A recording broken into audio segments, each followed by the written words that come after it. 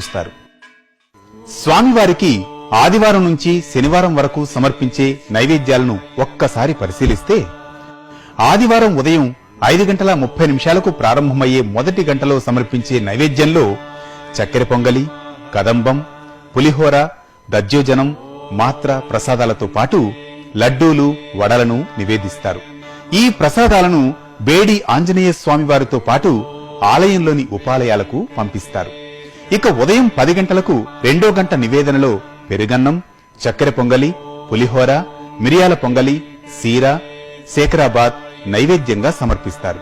ఇక రాత్రి 7:30 జరిగే 3వ నివేదనలో కదంబం, మొలహోర, తోమాల దోశలు, లడ్డూలు, వడలతో పాటు ఆదివారం ప్రత్యేకంగా గరుడ ప్రసాదంగా ప్రసిద్ధి చెందిన ఆదివారం పిండిని శ్రీవారికి సమర్పిస్తారు. ప్రతిరోజు సమర్పించే నివేదనలో చక్కెర పొంగలి, పెరుగన్నం, మిరియాల పొంగలి, కదంబం, శేఖరాబాద్, మొలహార ఉంటాయి. వీటితో పాటుగా ఆయా వారాల్లో జరిగే ప్రత్యేక అర్చనలకు అనుగుణంగా ప్రసాదాల సంఖ్య పెరుగుతూ ఉంటుంది. ఈ మేరకు ఇక సోమవారం విశేష పూజ సందర్భంగా 51 పెద్ద దోశలు, 51 చిన్న దోశలు, 51 పెద్ద అప్పాలు, 102 చిన్న అప్పాలను నివేదిస్తారు. మంగళవారం నాటి నివేదనలో ప్రత్యేకంగా చెప్పుకోదగింది మాత్ర ప్రసాదం. మిగిలిన ప్రసాదాలన్నీ నిత్యం సమర్పించేవే ఉంటాయి. బుధవారం నాటి ప్రసాదాల్లో ప్రత్యేకంగా పాయసం, పెసరపప్పును సమర్పిస్తారు.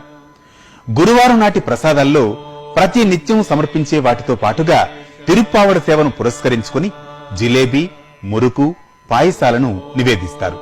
శ్రీవారి అభిషేక సేవ జరిగే శుక్రవారం నాడు స్వామివారికి ప్రత్యేకంగా పోళీలు సమర్పిస్తారు.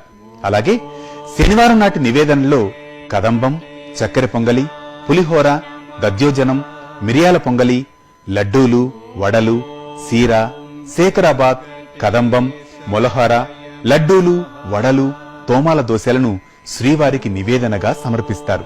ముల్లోకాలను ఏలే జగన్నాథుడు శ్రీ వెంకటేశ్వర స్వామికి నివేదించే పదార్థాలు షడ్రసోపేతం. ఆ స్వామికి సమర్పించే ప్రసాదాలను స్వీకరించే భాగ్యం దక్కడం మనందరికీ మహద్భాగ్యం.